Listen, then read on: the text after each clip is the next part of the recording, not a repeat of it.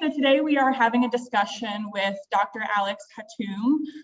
He is a postdoctoral scholar in the Bogdan lab and Agrawal lab, and an analyst for the Psychiatric Genomics Consortium Substance Use Disorders Working Group out of the Washington University in St. Louis.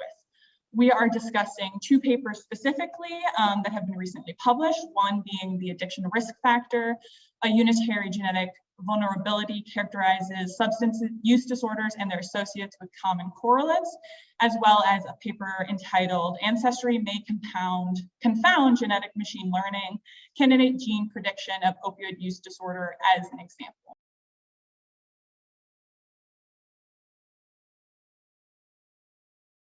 So just to start off, just a little bit about you as a researcher, how did you get into studying substance use disorders as well as their genetic basis? Yeah, so I became interested in substance use disorders more in college, as I noticed a lot of people around me, a lot of my cohort was developing substance use disorders. And I was very interested in insight in human beings at the time, like I was a philosophy major. And so I was like, oh, okay, well, but these were, friends, colleagues, and I didn't see them the same way that, you're traditionally or historically see substance use disorders if you believe the narrative that you were raised to that point, right? Like I was a DARE kid. So I was like, okay, I'm going to try to figure this out. I ended up in genetics because I was, I liked the biology classes I took. And then I started pursuing what are these common causes, which is what a lot of this work has actually led to that we're going to talk about today. And that led me to a behavior genetics lab at the University of Texas, where I was an undergrad. And from there, I got recommended to an institute for behavior genetics for my PhD, and that became my focus. And it's been a great area of research, and I'm really lucky and happy to have been contributing research with all these wonderful individuals I've gotten to meet just out of that one chance that I happened to be at UT at the time. Yeah.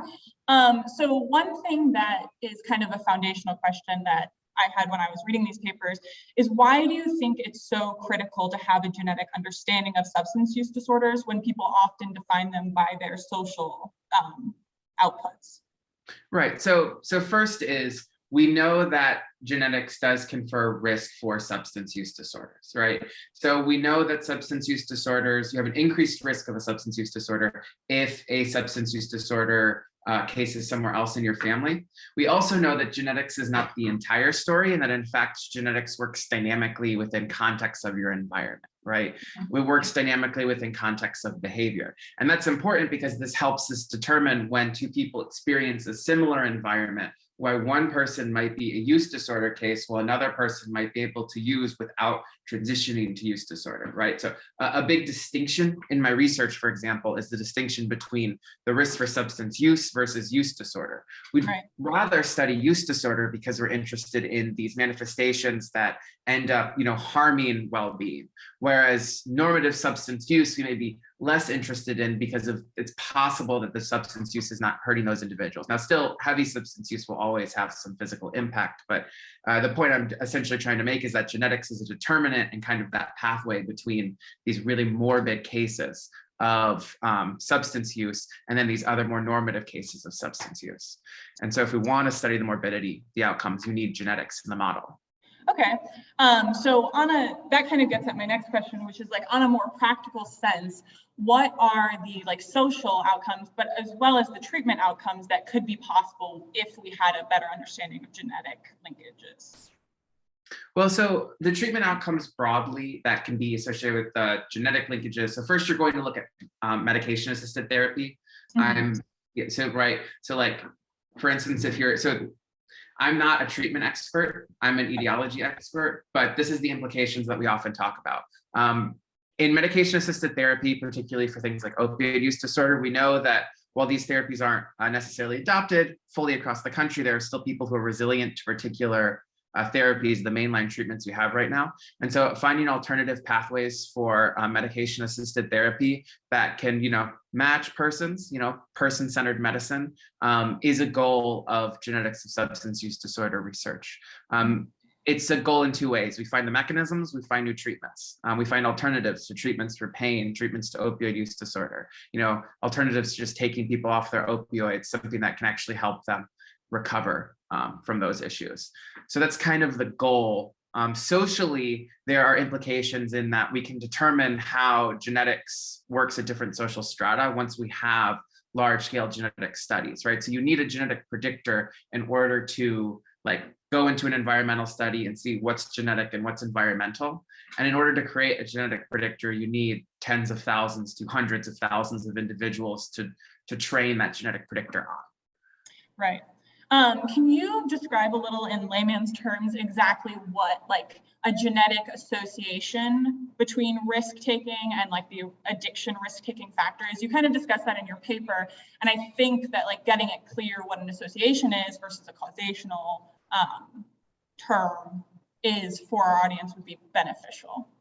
Yeah. So first, I'm going to take a step back and explain what exactly was in that paper, and then we can talk about the risk taking. Yeah, so that paper essentially identifies that there is a common genetic mechanism that exists across all substance use disorders for the vulnerability to addiction. What that means is everyone who suffers from an addiction, whether it be opioids or alcohol use disorder or tobacco use disorder, they're all made vulnerable by one like canonical pathway. Or it's likely that there's one canonical pathway. Of course, there could be heterogeneity, but there seems to be this one process that underlies all of the substance use disorders work we've done to this point. We find that general pathway also relates to the things that we know in the past have characterized addiction, right? We know in the past that dopaminergic sensitivity has characterized addiction.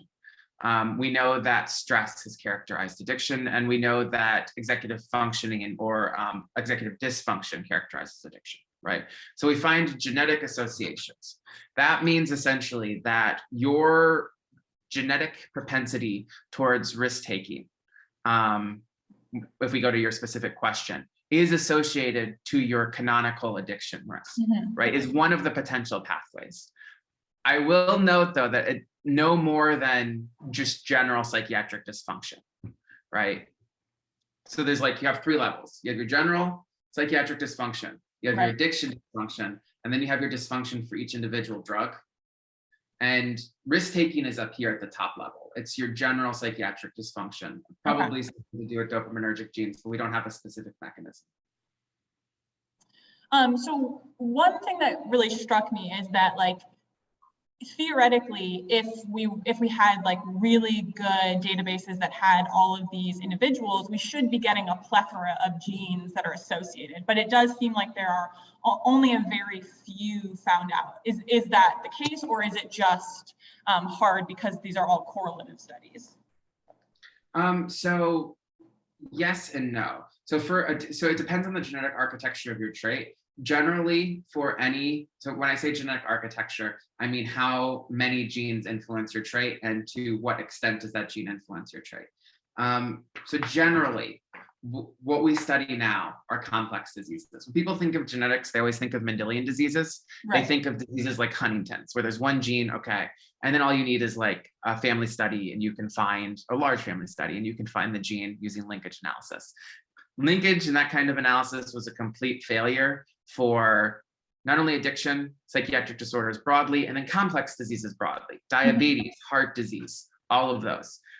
Instead, we have moved to what's known as the complex disease era, which is we have thousands of genes of very tiny effect sizes that influence a trait, right? So that's where addiction is. Addiction in particular is more polygenic than any of those others. So you're going to need to find the genes, you're going to need 500,000 individuals at least, right? And we have about 1 million for like alcohol use disorder. Actually, I'm not gonna talk about that quite now because that's still going through, hasn't even posted in the archive. We have about 500,000 for alcohol use disorder. And then we find about 24 genes.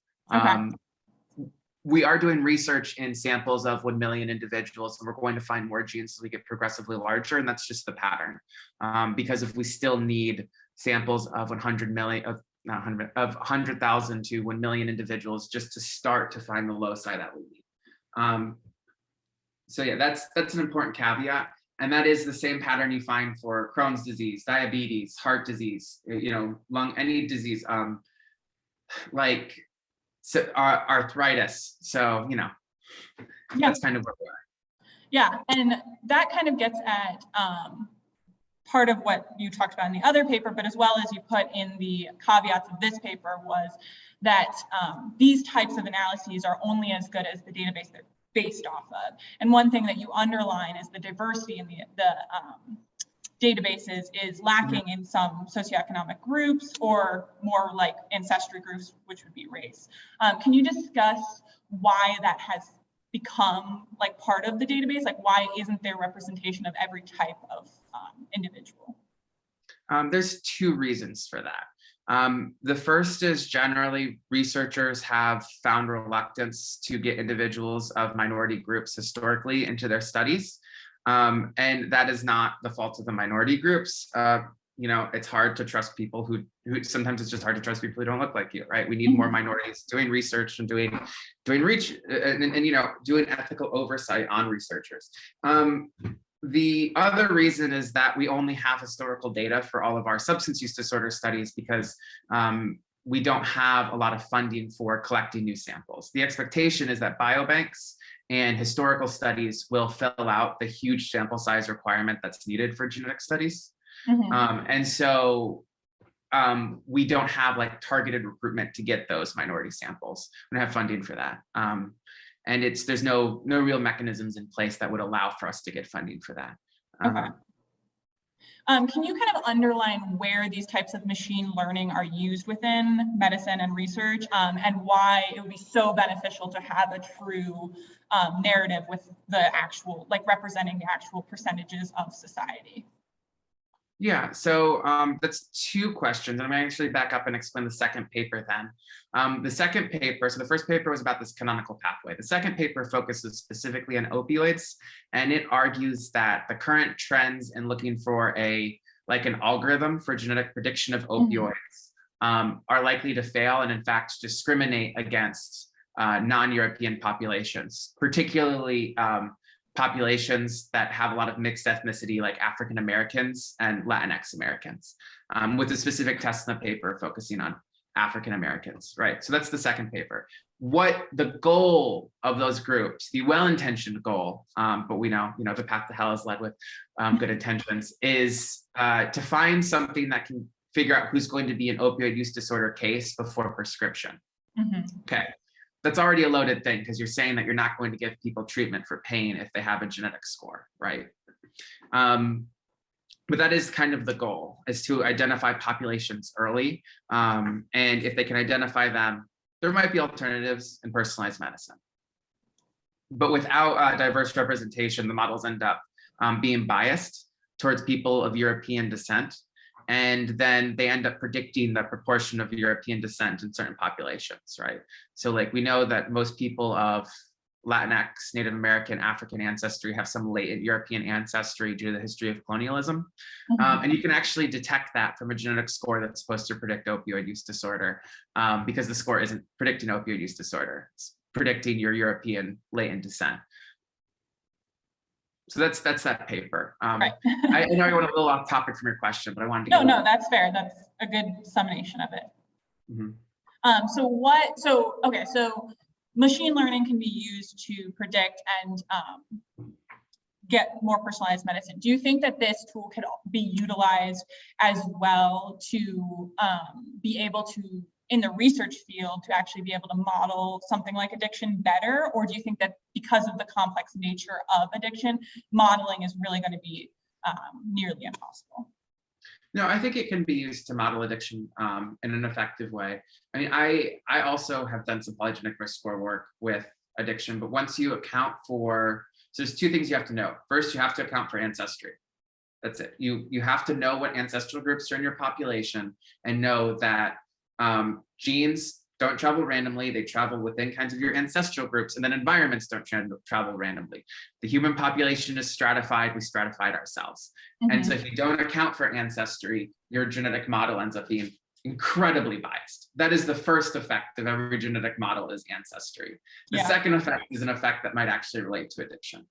So once you account for ancestry, you can do genetic risk scores, but the risk scores aren't great yet. We're talking 5% of the variance in addiction The best I've ever seen is like a 50% increase in your risk of addiction, which is not something that we'd say is clinically significant. We might move forward towards that in the future, but yeah. The other component is just like, as you noted at the beginning, genetics forms one aspect of your risk, and there are others. So we're never going to get past the like heritability of genetics in terms of predicting risk, which is about 50%. Yeah, so it will be complex in the future, but we could get towards a better model. That makes sense. So one thing that you talk about you discuss to overcome the issues in machine learning is something that you describe as learning curves. Kind of fuzzy on that. Could you describe what like a learning curve is within machine learning and how that could enhance what we currently have? Yeah, so learning curve is actually just a very general machine learning technique that's used ubiquitously. That is, as you increase your sample size, how does your prediction increase? Okay. What I developed for that paper is a form of stratified learning curve that messes with Ancestry as you kind of increase. So it moves from cases that are completely ancestrally confounded and increases the sample size to deconfound your sample as an estimate of the degree to which Ancestry was like a confounder. So like in that paper, just putting it in context, if I have ancestral confounding with African Americans and European Americans not handled correctly, I can make a machine learning model predict opioid use disorder with 90% accuracy. I know that it isn't a good sample because I've purposely changed it. Now, as I add samples, I'm just going to deconfound and fix that problem. And what ends up happening is as I add samples, my model performs worse and worse, which should never happen. Your model should perform better. And that's because initially it was just confounded by those ancestral groups. So if you just apply a simple like learning curve, which every machine learning person can do, a learning curve, you can just like measure the amount of confounding you can measure the amount of bias that's added by the confounding as you add and take away samples, create a line for that. Okay, so I have two more questions, and one of them is pretty broad. What do you think is the next frontier of this genetic and machine learning field of opioid use disorder or substance use disorder? Yeah, so for substance use disorders, I think what we're going to see is using machine learning to integrate across fields, and then using machine learning to determine heterogeneity within populations. Okay. So as a caveat, I have applied for funding to do this. So that is why I think it's what's next. But basically, these machine learning models can help us determine whether there are subtypes within people who say have alcohol use disorder. And then we can study those subtypes of alcohol use disorder and see if there's differential treatment medications. And the machine learning models can help us determine that by, helping us parse through tens of thousands of medication profiles and connecting those to the profile of each of these subtypes of alcohol use disorder. So that's mechanistic. And it's basically saying like we can use machine learning to create tracks. So like, this is track 1, you can try these treatments on track 1. This is track 2, you can try these treatments. This is track 3, you can. So it's really just making us do research at higher throughput at a level that we can integrate all the data rather than individual prediction. We are nowhere near individual prediction for opioid use disorder in particular. Some people have argued you can do some individual prediction with tobacco. Particularly the CHRNA5 variant. Okay. Laura Beirut has some really good research where her lab has demonstrated that. But most for opioid use disorder, there is no individual prediction at this time. Not until we get at least 500,000 people, I'm going to say 1 million in opioid use disorder. Okay, so if you could wave a magic wand, either within your field or like socially in the opioid use disorder community, what is one thing that you would change, the largest thing that you would change about it? And